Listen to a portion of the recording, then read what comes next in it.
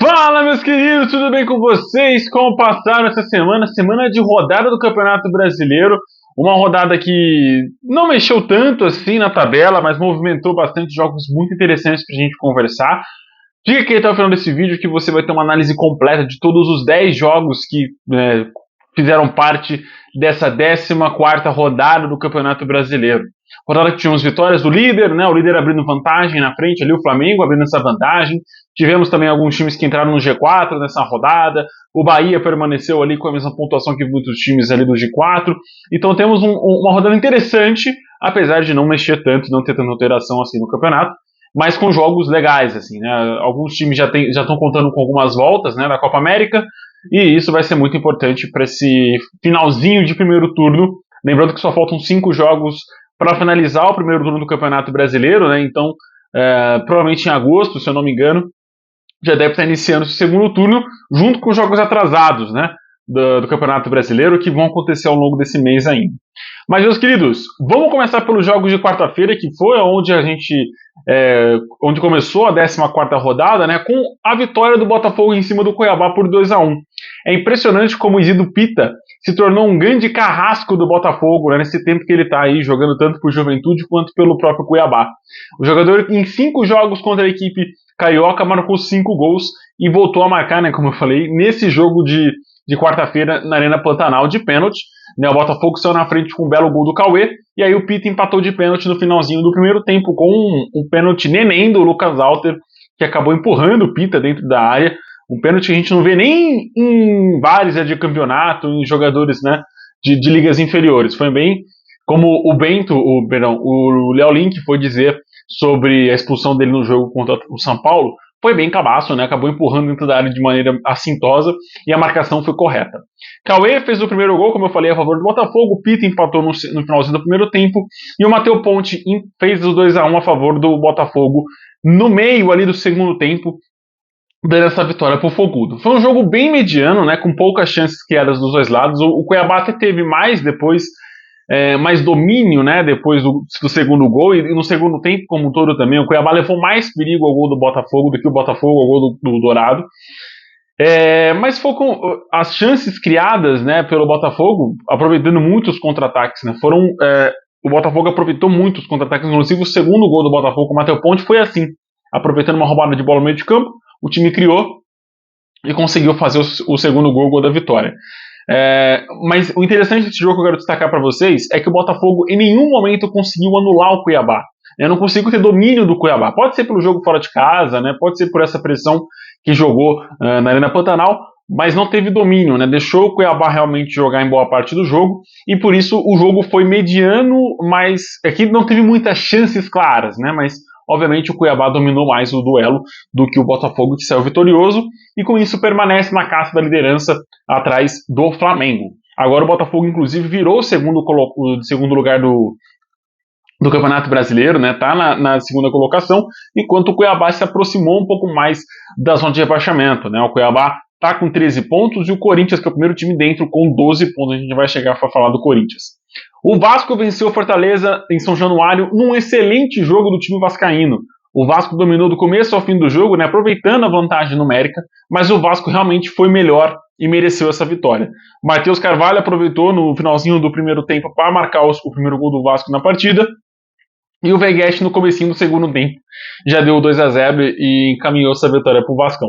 Bom jogo do Vasco em casa, um jogo não tão bom do Fortaleza fora, mas eu acho que é uma vitória até esperada do Vasco nesse confronto, já que o Fortaleza tem um tabu gigantesco de nunca ter vencido o Vasco da Gama em São Januário, né? Isso também não aconteceu na Copa do Brasil e o Vasco conseguiu a classificação.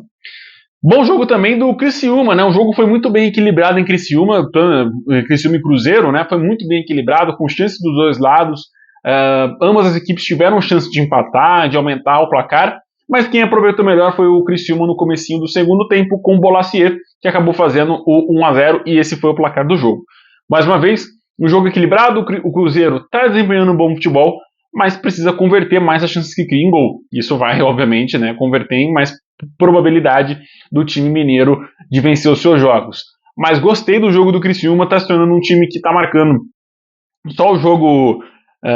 em todos os jogos, né, que teve nesse Campeonato Brasileiro, o Criciúma marcou gols, Estamos na 14ª rodada, o Criciúma tem alguns jogos a menos, mas deixa eu confirmar se tem alguns jogos a menos mesmo. Tem 2 jogos a menos, mas marcou em todos esses jogos, né? É um dos melhores ataques do Campeonato Brasileiro, não só de números, mas também de rendimento, né? De aproveitamento, né? Tá marcando em todo jogo, pelo menos, o ataque do Tigrão. Vai se distanciando do que a gente projetava do Criciúma nesse campeonato, né? Que era um time para brigar contra o C4, vai conseguir conquistar pontos importantes jogando em casa, né?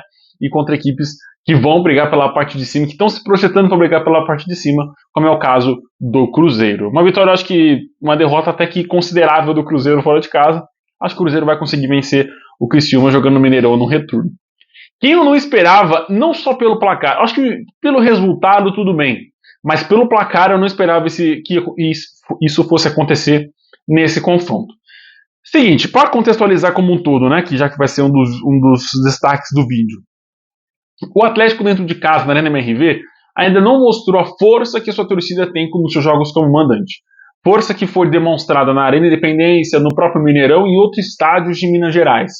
Na Arena MRV, não sei se é por conta da acústica, né, que se você acompanha as redes sociais, vídeos de TikTok, próprio Instagram, você vai ver que os torcedores estão criticando muito, né, a acústica do estádio do Atlético Mineiro. De não conseguir escutar a torcida próxima a você, não conseguir escutar a torcida rival, torcida visitante, né, a torcida organizada do Atlético. O Atlético até fez uma bonita festa no começo do jogo, né, a torcida do Atlético fez essa bonita festa com mosaico, com fogos, mas durante o jogo realmente fica difícil de sentir esse calor da torcida empurrando os jogadores, né, impactando o resultado da partida, coisa que acontecia muitas vezes, inúmeras vezes no Mineirão. Lembro de muitos jogos a gente considerar, olha, o Atlético no Mineirão é difícil, olha, o Atlético no Independência é muito complicado. Isso tá ficando um pouquinho, né, fora da realidade, porque jogando na Arena MRV o Atlético não está desempenhando bem. São pontos perdidos para Criciúma, Palmeiras, onde tomou 4 também, 4-0, e de novo agora contra o Flamengo, novamente tomando 4 gols na partida. É verdade que marcou 2 gols com o Hulk, mas foram gols esporádicos, né? O Flamengo já estava com 3-0, o Atlético conseguiu fazer gol de pênalti com o Hulk na sequência. Perdão, estava 2-1, conseguiu fazer o gol com o Hulk e acabou sofrendo... Não, perdão, isso mesmo, estava 3-0, fez o gol com o Hulk 6 minutos depois de pênalti, mas não conseguiu, tomou o 4º gol, e aí no fim do jogo acabou fazendo outro gol o Hulk. Então não é um jogo, não é um estádio, tá? Eu não quero dizer nem da torcida, eu vou dizer do estádio mesmo. A projeção do estádio, ter feito esse estádio dessa maneira, que não é uma acústica que favorece a torcida do Atlético, eu acho que isso tem que até ser estudado pelos engenheiros, né? Eles têm que dar um depoimento sobre isso, o que foi feito, né, para isso não ser, para fugir da característica da torcida do Atlético, que é uma torcida barulhenta, uma torcida que costuma apoiar o time. Me lembro muito bem da final de 2013 contra o Olímpia e jogos eliminatórios da Copa do Brasil contra Corinthians e Flamengo do Mineirão, onde a torcida criou o eu acredito, né? Mas não só isso, né? Empurrando a torcida o tempo todo, empurrando o time o tempo todo. Então nesse estádio, né, na Arena MRV, eu não sinto isso do Atlético. O Atlético está perdendo pontos, está perdendo essa áurea toda que envolvia a torcida e o próprio time. E isso acho que resumiu muito bem a partida que eu vi do Atlético. É um time muito apático, um time que quando estava 3-0 já estava nas cordas, não conseguia esboçar nenhuma reação. Por mais que o Hulk tentava, o Paulinho se movimentava bastante pelo ataque, era um time já completamente nas cordas, né? E fica difícil para a torcida também acreditar nesse time. E eu acho que as críticas ao trabalho do Milito são todas válidas. Tem que ser realmente criticado, porque perder 2 jogos em casa numa mesma competição por 4 gols marcados pelo time adversário é muito significativo, né? Mas enfim, como eu falei, o Flamengo fez 3-0 com Bruno Henrique, Carlinhos e Ayrton Lucas. No final do primeiro tempo já estava 2-0. No comecinho o Ayrton Lucas fez um golaço, o 3º gol, driblando toda a defesa do Atlético. E aí o Galo fez o 3-1 com o Hulk de pênalti, um pênalti muito bem marcado e muito bem cobrado pelo atacante do Galo. O Bruno Henrique voltou a marcar o 4º gol do Flamengo e aí realmente o Hulk fechou os numerais da partida, marcando no final do jogo 4-2 no placar, um placar significativo, um jogo onde o Flamengo dominou com muita facilidade o Atlético, como eu falei, não esboçou nenhuma reação. 4-2, muito significativo esse resultado da Arena MRV. Também na quarta-feira tivemos o confronto entre Bragantino, Red Bull Bragantino e Atlético Goianiense, no Nadia Bichedinho em Bragança Paulista, e o Bragantino conseguiu uma boa vitória por 3-1. Foi um jogo também onde o Massa Bruta dominou do começo ao fim do jogo, né, criando, envolvendo, e no segundo tempo mais se segurou, apesar do gol do Luiz Fernando ter achado um pouquinho de falha defensiva do Massa Bruta, que não conseguiu afastar. Mas excelente vitória do Bragantino, né, consolida o time ali brigando pelo G6, tá no G7, na verdade, na 7ª colocação, mas é um dos times que eu acho que provavelmente vão brigar ali por uma vaguinha na Libertadores até o final do campeonato. Lincoln 2 vezes, Elinho fizeram os gols do Red Bull Bragantino e a favor do Atlético Goianiense, Luiz Fernando fez um gol goiano. Fechando a rodada de quarta-feira, tivemos a excelente vitória do São Paulo fora de casa, na Liga Arena, né, no estádio do Atlético Paranaense, por 2-1. O São Paulo está na frente com Ferreirinha, Fernandinho empatou a parada ainda no primeiro tempo, 5 minutinhos depois do São Paulo ter feito o primeiro gol no jogo. E aí o Caleri, no início do segundo tempo, fez o 2-1. Um jogo muito maluco, né? Muita emoção, muita discussão, né? O Zubeldia foi expulso também, junto com outro companheiro de comissão técnica. O Léo Lin, como eu falei, acabou sendo expulso depois de agredir, empurrar o Wellington, lateral esquerdo do São Paulo. Então foi um jogo que teve bastante emoção, bastante catimba de alguns jogadores, mas foi uma vitória boa do São Paulo. O Atlético, como eu falei, estava sofrendo muitos gols no começo do jogo, jogando no seu estádio. Isso voltou a se repetir nesse jogo contra o São Paulo e estava esboçando reações, né? Conseguiu empatar e até mesmo virar alguns jogos. Nesse jogo contra o São Paulo eu consegui empatar, mas não estava conseguindo furar a defesa do São Paulo, né? Fazer o 2-1 e virar o jogo. O São Paulo que acabou fazendo o 2-1. Eu achava que o placar mais justo seria realmente o empate, que eu acho que as duas equipes criaram bem pouco para realmente conseguir uma vitória para cada lado, né? Mas o São Paulo foi a equipe mais dominante do duelo, né? Se portou muito bem defensivamente, tanto ofensivamente, e mereceu realmente essa vitória jogando na Liga Arena. Na quinta-feira, 4 joguinhos, o Palmeiras empatou fora de casa contra o Grêmio 2-2, o Grêmio saiu na frente fazendo 2-0, e o Palmeiras foi atrás de buscar o empate. Pavão, logo no comecinho do jogo, com 2 minutos, já fez 1-0 pro Imortal. O Cristaldo, no meio do segundo tempo, acabou fazendo o gol de pênalti, 2-0. E aí o Palmeiras, 4 minutos depois, começou a reação com o Flaco Lopes e Estevão, um belíssimo gol do garoto palmeirense. Um jogo bem abaixo do Palmeiras, tanto ofensivamente quanto de criação do meio de campo. É verdade que o time do Palmeiras que foi em campo não é o time titular, não é o time que a gente vai ver corriqueiramente ao longo do ano. Tava assim, as principais peças, né? Murilo, Gustavo Gomes, Rafael Veiga, Zé Rafael, enfim, muitos jogadores fora do time titular, né? Fora dos jogadores que a gente está acostumado a ver a campo do Palmeiras. Não justifica, no entanto, essa baixa criatividade da equipe. Eu acho que há jogadores que podem desempenhar melhor do que nesse jogo aconteceu a favor do Palmeiras. O Palmeiras foi muito facilmente dominado. O primeiro tempo até teve poucas chances criadas, né? Eu acho que isso é o crucial. O Palmeiras não esboçou reação na primeira etapa, demorou muito para conseguir fazer essa reação e empatar o jogo. E quando estava melhor realmente, o Estevão saiu de campo e acabou entrando o Caio Paulista, que na minha visão é um jogador que é outra atividade desse time, que não gira junto com o time, não é o jogador que a gente costuma ver mexendo na camisa do Palmeiras. Mas enfim, o Palmeiras conseguiu esse empate, tem alguns asteriscos ali, questão da arbitragem, mas eu não me aprofundo nisso. Eu acho que sempre cabe só ao torcedor falar. Eu falo mais do futebol e do que faltou realmente para as equipes, e faltou realmente ao Palmeiras criar e envolver o Grêmio, que é uma defesa que não é das melhores, vai dar muitos espaços, mas não merece, obviamente, estar na zona de baixamento. Eu acho que o Grêmio pode dar um pouquinho mais acima e deve estar um pouquinho mais acima, tem 2 jogos a menos. Mas foi pouco do Palmeiras que o Palmeiras mostrou no Estádio Centenário em Caxias do Sul. Também na Bahia, o Bahia venceu por 2-0 a equipe do Juventude, né? Um jogo muito firme, consolidado do esquadrão. 2-0 no placar, Tassiano e Cauli fizeram os gols do Bahia. Como eu falei, um jogo bem tranquilo, de amplo domínio do Bahia, né? Um jogo bem fácil mesmo, uma vitória. É importante a gente destacar isso, né? O Bahia joga de modo muito seguro na Arena Fonte Nova, né? Consegue jogar de maneira segura em casa e vencer seus jogos. Isso é sendo muito importante para o Bahia.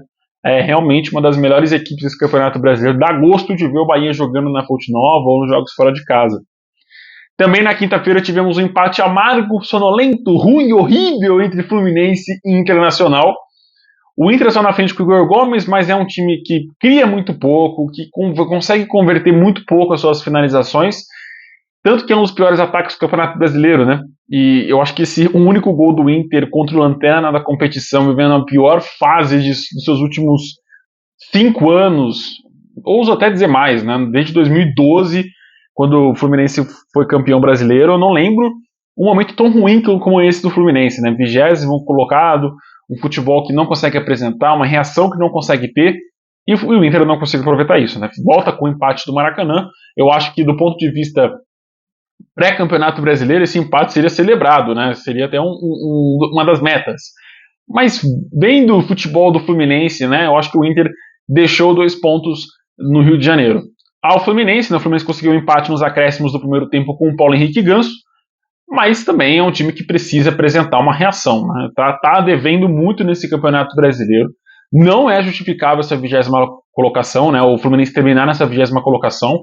É um time para Libertadores, para título. Inclusive, eu colocava esse time brigando por essas colocações, mas esqueceu de jogar nessa temporada, né? Desde o começo do ano, o Fluminense não consegue desempenhar bem e é completamente justificável depois que você começa a temporada bem, você tá brigando pela parte de baixo. Fechando o Campeonato Brasileiro, na 14ª rodada, o Corinthians voltou a vencer. Essa vitória que só tinha acontecido contra o Fluminense, né, o lanterna do campeonato. O Corinthians venceu na própria Neoquímica Arena por 3-0, voltou a fazer 3 gols, mas e sofreu 2 gols, né? A zaga do Corinthians novamente bate cabeça, não é uma zaga segura. O ataque até que conseguiu uma boa criação nas boas finalizações do Garro, mas jogando em casa, você brigando contra o rebaixamento, né? E eu até colocava o Corinthians como uma das equipes que vai realmente brigar com isso até o final. Acho difícil, tá? Acho que o Corinthians tem time e torcida que pode empurrar o time para sair dessa zona de rebaixamento. Mas precisa muito ainda, né? A defesa bate cabeça, o meio de campo não consegue marcar da maneira efetiva. Quando consegue fazer 2-0, como fez 2-1, perdão, né? Como fez no Vitória, recuou demais e chamou o Vitória o tempo todo no segundo tempo para o seu campo de defesa, deixando o Vitória jogar, deixando o Vitória envolver. O Vitória só não virou por falta de qualidade na finalização, porque se tivesse isso, o Alejandro poderia ter feito o 3º gol e dado essa vitória importantíssima para o próprio Vitória, para o Leão da Barra, em São Paulo. Mas fica esse placar, né, com muita emoção, né? O Garro fez o primeiro gol, o Corinthians sofreu um empate no primeiro tempo. Fez o segundo gol e no finalzinho do jogo de pênalti, o Alejandro conseguiu fazer o segundo gol. E o Giovani, nos acréscimos, conseguiu aproveitar um bate-rebate dentro da área, né? O Lucas Arcanjo, goleiro do Vitória, saiu muito mal do gol e acabou propiciando esse ataque, esse gol do Corinthians, né? Uma saída, uma interceptação errada dele, né, pelo escanteio, sobrou a bola com o Corinthians e o Corinthians conseguiu fazer o 3º gol, dando a vitória para o time. E eu dou um recado para você, torcedor corintiano, que você ficou até aqui no final do vídeo. Vai ser assim, tá? O campeonato do Corinthians esse ano vai ser desse jeito. Na emoção, na superação, no sangue, no suar sangue mesmo, que a torcida do Corinthians tanto fala. Não acho que isso seja o suficiente para um time sair da zona de rebaixamento. Acho que precisa de mais. Acho que precisa de mais qualidade, de mais treinamento, de mais preparo do que apenas ser no suor, no sangue, na garra, na vontade. Então, é um começo de campeonato. São 14 rodadas, o Corinthians venceu 2 vezes apenas. O Grêmio, que está atrás do Corinthians nesse momento, tem 2 jogos a menos. Se o Grêmio vencer, ele vai a 16, se eu não me engano. Deixa eu confirmar, 16 ou 17. 17 pontos. Nesse momento, o Grêmio chega na 12ª colocação, empurra o Vitória para baixo, e o Corinthians fica a 1 ponto de sair da zona de rebaixamento. Tá? Na mesma pontuação do Vitória, que é o primeiro time fora. Mas, analisando os 4 times, Corinthians, Grêmio, Atlético e Fluminense, e os 2 times fora, Vitória e Cuiabá, que eu acho que vai ficar entre esses times, acho que dificilmente o Vasco vai brigar para cair, o Juventude está jogando muito bem, o Criciúma também. Nesses 6, o Corinthians não conseguiu apresentar uma consistência defensiva e criativa melhor do que nenhum time. Talvez melhor só do que o Fluminense e só. O Vitória é um time que criou e envolveu bastante o Corinthians no segundo tempo. Não saiu com empate por vacilo da defesa no final do jogo. O Cuiabá é um time extremamente perigoso jogando fora de casa. Conseguiu arrancar o empate do Corinthians na Neoquímica Arena. E em casa é um time que também apresenta suas dificuldades aos times visitantes. O Grêmio consegue jogar um futebol muito agradável, no limite do possível, né? E não é um time que vai brigar para cair. Eu acho que com esses 2 jogos a menos o time vai sair do Z4. E aí, analisando o Atlético Goianiense, também é um time que o próprio Corinthians perdeu 2 pontos jogando em Goiânia. Acho que o Corinthians pode até vencê-lo jogando em Goiás. Mas aí você olha todos os outros times que o Corinthians vai corriqueiramente jogar ao longo do campeonato, é difícil você projetar o Corinthians ganhando de um desses times com facilidade, tanto na Neoquímica Arena quanto fora de casa. Tanto que já se passaram 14 times jogando contra o Corinthians e a equipe venceu apenas 2. 2 que estão brigando, obviamente, diretamente contra o Z4. Vitória e Fluminense. Então, assim, a vida do Corinthians é difícil, a projeção do campeonato do Corinthians é complicada, mas eu acho que o time pode sim sair do Z4 dependendo apenas dele. É um time que depende apenas de si, de se reencontrar com o futebol, de chutar toda essa polêmica que está circulando no clube nessa temporada para o alto e conseguir jogar bola. Acho que é difícil, tanto que 2 jogadores já não jogam mais pelo Corinthians, né? O Mosquito e o outro garoto da base. O Wesley também surgiu um burburinho que está pedindo para sair. Então são peças importantes, alternativas importantes que o Corinthians vai perdendo e é difícil projetar que a equipe contrate alguém, né? Pode até estar sofrendo um transfer ban da FIFA, mas é isso, meus queridos. Uma rodada movimentada, né? Com bastante jogos. Acho que o grande destaque é essa volta, o Corinthians da vitória. Mas é isso. Um abraço, com Deus, até o próximo vídeo. Tchau, tchau.